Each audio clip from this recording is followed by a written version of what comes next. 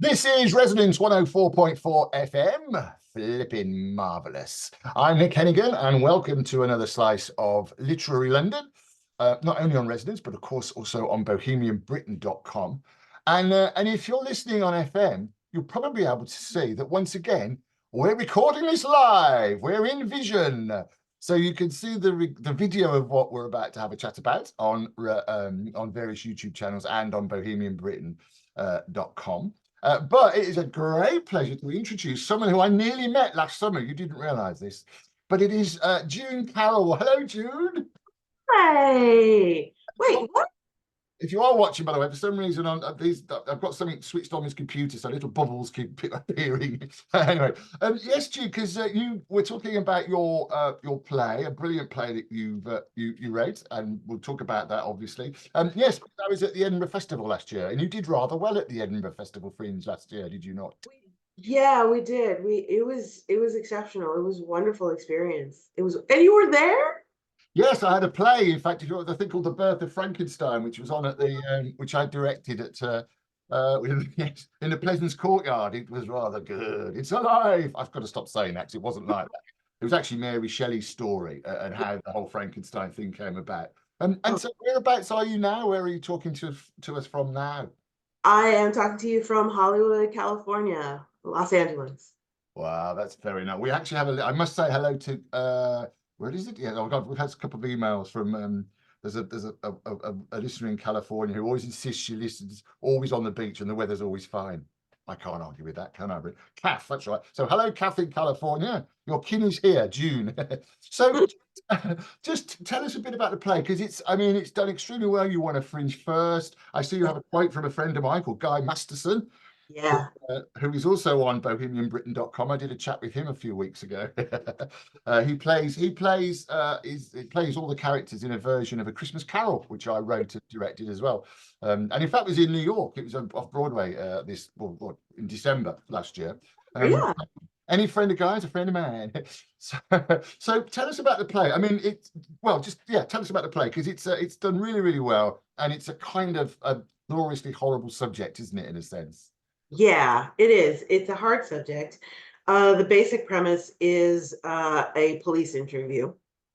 A white officer has been involved in the shooting of an unarmed motorist, black motorist, during a traffic stop, and a his friend and colleague ends up doing the interview to try and suss out what happened. And what ends up happening is their relationship just we sort of like watch their relationship fall apart as a result of things that she learns and that he learns about things they learn about each other. Yeah. And it's sort of based around, I mean, because everyone knows about the George Floyd thing that went around the world. And of course in Britain, in England, just today we're filming this, we're recording this in February. These things hang around for a long time. February 2024. I had to think them for a moment. And there's the terrible news today about Sarah Everard, who was a woman who was killed, a white woman killed by a police officer in London, who was basically the news has been released today that he should never have been a police officer. The system failed to the point where he was. There were so many little red flags that were never noticed. And I guess it must. No, I mean, as a sort of a white bloke, I'd say middle-aged, towards the end of middle age now. It's hard for an for us to understand the concept of racism. I mean, having said that, I mean, I grew up in Birmingham, and someone said to me a little while ago, we run the Maverick Theatre Companies. You can probably see if you're watching behind me, all the paraphernalia. That's where I am now. I'm in their world corporate headquarters, or yes, broom cupboard as it's better known. And someone commented that our first youth group that we did in Birmingham in the English Midlands was a real mix of races and characters. And someone actually commented to me and said, how on earth did you get that profile? And I kind of said, well, it's our locality. These are the people that live here. But it's sort of, and I also, it's been sort of jumped on as well as some sort of left-wing conspiracy. It must be, well, I mean, the reason for doing this, I hope it's not too horribly personal for you. You haven't had to, but I guess everyone suffers kind of prejudice. My folks were Irish, and for years there were Right. signs. Yeah, I mean, in Birmingham, when my granddad tried to get a place, I mean, there were signs saying no blacks, no dogs, no Irish, and Wow. that's not that long ago, is it really? In a sense. So, No. what is the reality? What's the reality been like for you? I mean, I'll put it this way. During lockdown, the street that I used to live on, people would sort of make their escape and try and walk in pods and or walk alone just to get out of the house. And would be it would be like you walked into a store holding a, I mean, I hate to say it, holding a bomb vest. I would walk and people would give me the smile that is, oh, I approve that you're here, or the double take of what are you doing here? And um, you know, I suppose it had evolved because when I was younger, it was, I'd be going for a walk and a mother would grab their little child's hand and like sort of yank them back, or you could hear car doors locking as you were walking past them. Um, I think that with what happened with George Floyd, it got, except suddenly there was proof. People of color were saying, this is our experience, but you couldn't prove it. You couldn't prove that encounters with the police were different. And then George Floyd happened. And it had happened a million times before, but like with Rodney King, when people were saying, this is happening to us, without the visual proof, people were like, well, it can't be that bad, or what did you do? What did they do? I mean, I remember in grad school, I was in my apartment and there was just this high pitched screaming coming from the street, and I'm alarmed. I'm thinking, oh my gosh, some poor woman is in trouble. So I call the police because that's what you do to try to help. And I was like, I don't know if I go outside because it could be something really dangerous and scary, but I'm going to call the police. The police come. It's these two big guys. This was in Rhode Island. These two big guys. Both of them have their nightsticks out. I open the door, and the look on their faces, just the the menace, and they're down beating their nightsticks, and they want to know what I'm doing there. They want to know, do I live there? Do I have ID? And I'm like, can we get to the woman who's in trouble? I think I it's something that you just learn to no, it's not something you learn to live with. It's something you learn to expect. And it comes from all quarters. And it's exhausting and it's infuriating. And then a George Floyd happens, and you're saying logical conclusion. Logical conclusion. So yeah. And I mean, a part of the reason I knew that George Floyd was going to be a play. Then January 6th happened, and I knew what kind of a play it would be. And January the 6th was the invasion of the place in America. Not Yeah. sorry, I should know. Sorry. Because I remember watching it on TV and thinking in real time, this is racism in action. There were people who were saying, "Oh no, it was anger about the." No, it wasn't anger about. It was anger that people other than those who have the privilege and always have had the privilege and will continue to have the privilege, that suddenly somebody else was telling them no. And it was violent, and it was also, there were two things going on. Like, I had this feeling that it was like the 4 years that that man was in the White House were like being in a violent marriage, where dad was prone to sudden outbursts, to and was dangerous, and everybody had to play their role. Everybody had to be good. Everybody had to fall in line. Everybody had to do what he wanted, when he wanted, how he wanted. And when he didn't get his way, there would be violence. And so and I remember writing this essay, half tongue in cheek, but also real, saying, America, you in trouble, girl, because we were getting ready to say goodbye to dad. And we know that in violent relationships, the recipient of violence is in the most danger when they're about to leave the relationship. And true to form, Trump, ooh, I can't even believe I said his name. True to form, he was about to be shown the door, and he turned to violence. He turned rage on the body politic. And I just, so these two things collided, and I I was lucky. I was in a writing group. I was invited to a writing group at a place called Echo Theater. Um, and I knew exactly what I was going to write. And so the play just kind of wrote itself. Just Yeah, kind I of. mean, it was. I mean, we obviously are not as involved as you are in this, but we saw all the scenes, and it was just. And I suppose there's I get with that, the kind of the history of. I found out quite interestingly, upper pro, and I think that there's the ambassadors to places, Commonwealth countries, the Yeah. old get more money than others, and apparently the ambassador in the States gets more money than other. And I was saying to this guy, going, "How is that?" He said, well, because apparently we've never, when I say we, the UK has never acknowledged America Yeah. as anything else. And it was just, I mean, it's kind of, it is sort of slight.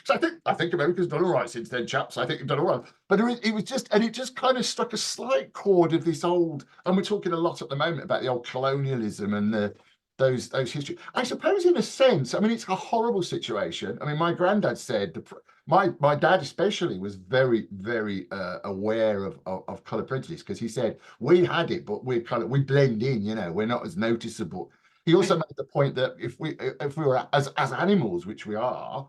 anything that's a bit different might eat you if you're in the jungle, but that was millions of years ago. We've kind of moved on a little bit since then. But I suppose in a sense, it's good at least, however hurtful and harmful and horrible it is, it's good at least, do you think, that we're now having a conversation, that it's actually a I think broad it's conversation?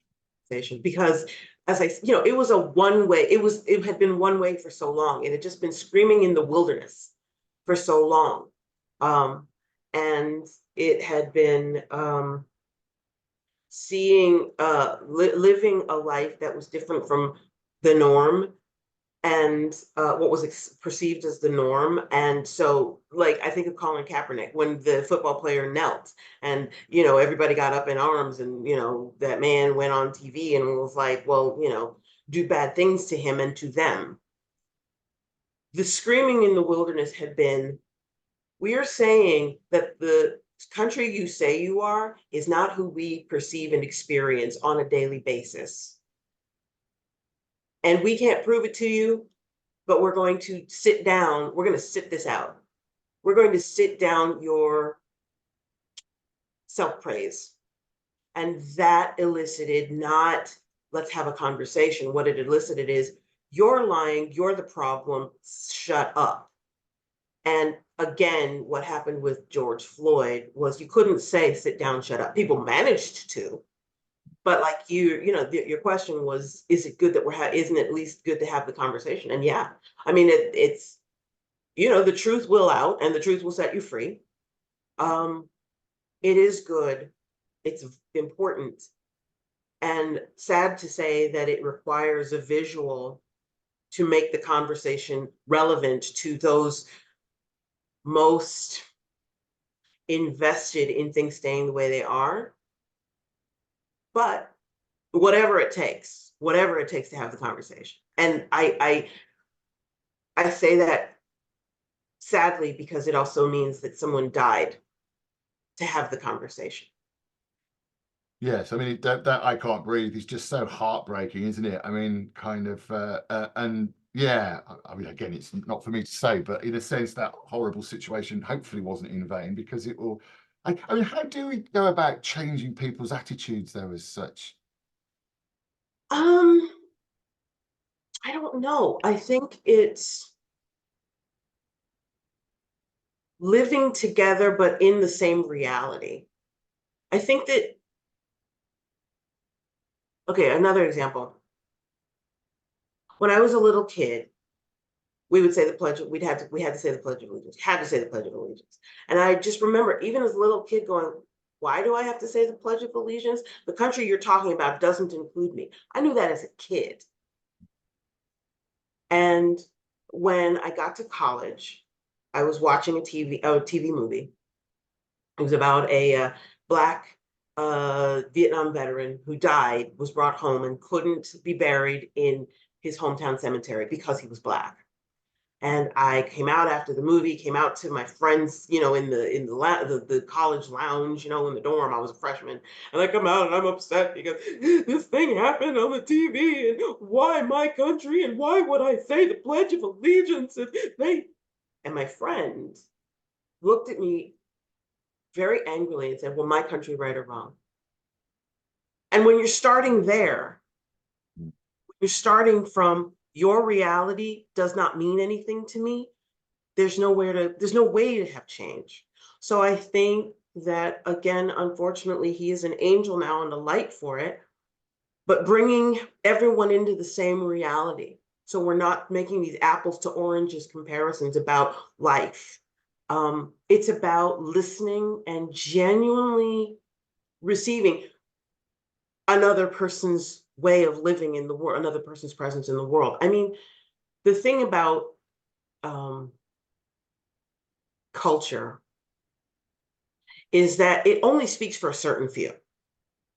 Everybody else just kind of like crams themselves into the corners and sort of like kind of clings to the fringes. And like if you read John Berger's Way of Seeing, it's an amazing book because it talks about how culture really does frame your reality. And I think that when your eyes are closed and your ears are stopped up and you're going, "That's not true, that's not true, that's not true," because it's not true for me, you know? So I think that how we get to a different place is receiving each other's reality and believing each other's reality. Because as a 4-year-old, I am trained in what my place is in the United States. Little white kids are not trained to understand my reality because it's not my culture, Mm. you know? So I think it's about not putting the onus on those of us at the margins to do the proving. Yeah. Look, appreciate your privilege. You don't have to spend your whole life flagellating yourself for it, but recognize your privilege, just accept it, and then go from there. Believe people when they tell you this hurts, and go from there. Yes, and we had the whole situation over here with the Windrush generation as well, quite where a lot of British people were brought over, and then I mean you probably know the situation, and all of a sudden some of them were illegal immigrants. I mean it's ridiculous. I mean I say it's ridiculous. I shouldn't trivialize something, but I'm sure most people look at that and go, "Hang on a minute." I mean I suppose in a sense the emotion of the George Floyd thing as well. The most decent, honest people, I would argue, would look at a situation like that and say, "This is just wrong on every level." Yeah. We must talk with, I'm Nick Hennegan. This is Residence 104.4 FM, a fascinating conversation with artist June Carryl, who's bringing her production Blue, which did very well at the Edinburgh Festival. She's bringing it to London in March 2024. We'll give you the dates and the links later on. So just tell us a bit about your creative background. How did you end up as a performer? Were your parents involved at all? No, my mother was a professor, assistant professor of nutrition and dietetics. My father was a geologist. I was supposed to be a lawyer. Um, my mom's best friend was June, and my history teacher, Miss Piasek, sort of we militated that what my path was going to be was Brown University for undergraduate and then University of Chicago for law school. And did the Brown part. I got in, it was great, it was amazing. I saw the campus brochure and I was like, that's where I'm going.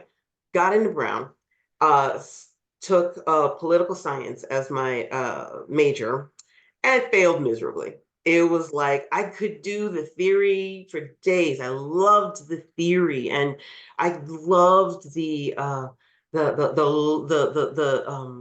the story of the law, you know. And I thought, yeah, I'm going to be a lawyer, and I'm going to grow up and become a Supreme Court justice. And I was serious about that. I was going to be a Supreme Court justice, but I couldn't handle the facts, the numbers, you know, the you know. And so I floundered, and then slept through every LSAT, the preparatory exam for law school. Got to the last round, woke up and was like, I'm not going. I haven't gotten a single apprenticeship. I'm not interested in it. I'm too shy to do it. I mean, of all things, I'm too shy to do all the things that lawyers and soon to be future lawyers are supposed to do. So bailed on the last round of LSATs. I transferred. I got the degree, but then transitioned to the English Lit department. Stayed at Brown, but transitioned to English literature. Took a bunch of courses, fiction, survey courses, took a survey of theater course, and encountered Ubu Hua. And for my midterm, decided to write my sort of play response to Ubu Hua. And you know, it's this crazy play about a king who's just kind of a disaster, and you know, it's sort of I think it's probably a Scottish play, but funny. And got drafted into my, the professor was Paula Vogel. She asked me, hey, do you want to join my playwriting class? And I was like, sure, okay. Joined her playwriting class. And then we were doing a project, a group project, a soap opera. And I got drafted into the soap opera because it was midterms again, and we had no actors because everybody was studying for midterms. And so I got drafted into the play, and started acting as a result of that, and then started play and was playwright, you know, writing plays. And you know, my first play was a disaster, and my second play was a disaster, and my third play was, and it was just sort of like keep at it, keep at it, keep at it, keep at it, keep at it, and kept acting at the same time. And yeah, here we are. And you've done quite a bit of acting, haven't you, as well? You've had sort of various, is it TV and you've done television stuff? So I'm just looking at my little notes here, 'cause I haven't seen the play either. Which you prefer? You prefer the acting or the writing? You know, I don't have a preference because each gives me something different. I think that I love what I love about acting is I get to inhabit other people and be as fully myself as I am capable, because in real life I have been in the habit of shrinking. But on stage and in TV, you can't shrink. So I have to be brave. So acting forces me to be brave, and writing allows me to speak my truth. So. Yeah. And what's your writing process? We have a lot of writers that listen to this and watch this now. Of course, you can see us on bohemianbritain.com and also on various YouTube channels. It's got a lovely mural behind her. Mural? What do you call it? Paintings, artworks behind her. So what's your writing process, and do you use any particular tools? You know, it actually varies from play to play because each play comes at me different. I am finding that a play starts with a conversation in my head that I can't get out of my head. And so I know two characters, sometimes three characters, and I know the setting, and a very specific conversation comes up, and I build the play from that very specific conversation. I think I'm always there always there's always a theme. I'm I'm finding this out. There is a theme that sort of infects the conversation. Um, you know, and like George, the what became Blue was a wow, the word wow, and two people in a room sort of seeing each other after not having been together in a very long time. Um, but underneath it was, wow, you really have done something terrible. And wow, I'm so glad that you are my ally in this. The two sides of this conversation that just falls apart. Yeah. Yeah. Yeah, it might be difficult. And you were a pantster or a planner, as an American writer once said to me. I guess I'm sort of a pantser. It's not a good look. I had to ask twice what it meant. Yeah, so you see to the pants. You're kind of right as it comes.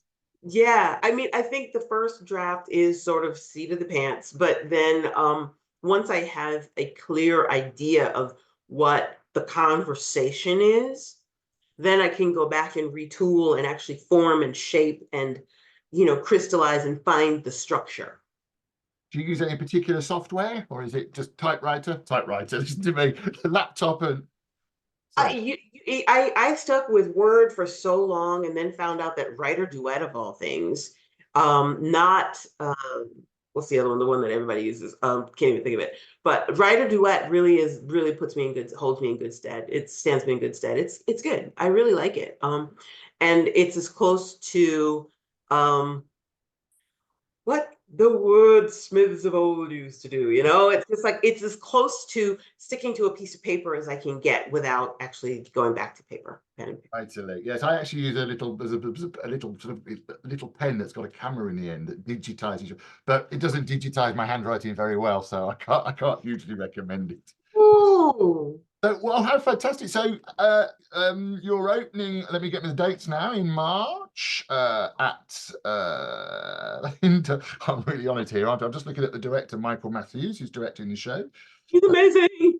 Yeah, I get it. And it was the world. Where was the world premiere? Oh, Road Machine, the world premiere. Theater in Los Angeles. Yeah. Woo, shout out to them and to Betsy Jaiko for uh, carrying the play to them.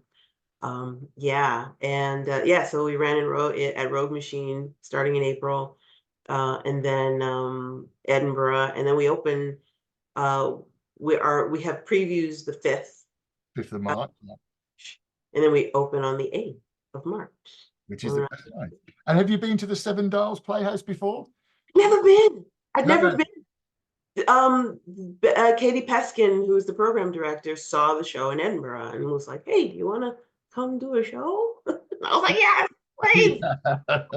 It's in a lovely part of the world as well. And are you coming over for it? Will you be here for the press night? I will be here because I'm actually doing the role again. Of course, you're performing it. Yes, of course. That's right.